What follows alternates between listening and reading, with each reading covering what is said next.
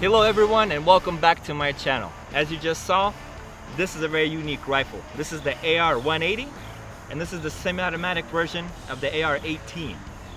The zero at the end of 180 basically means it's a semi-automatic only version. Now, this is a very rare rifle with a very special history.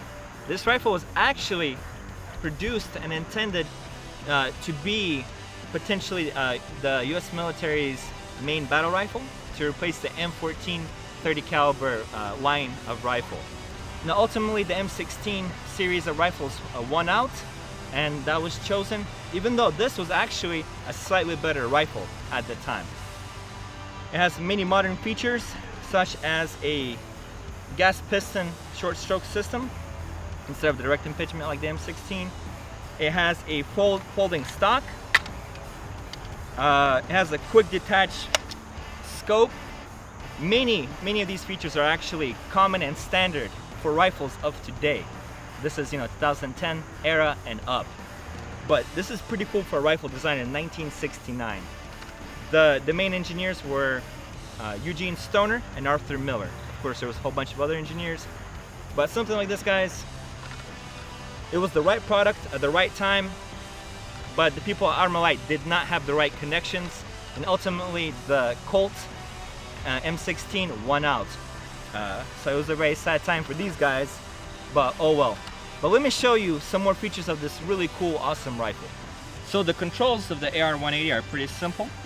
Just like the AR-15, it has a selector right here in the usual position. We're gonna go ahead and put it on safe. Next, we're gonna find the magazine release right here. And with my thumb, I'm gonna push down and pull the magazine out. It's very simple. Now, even though this magazine is very simple, similar to the AR-15, the cutout is different.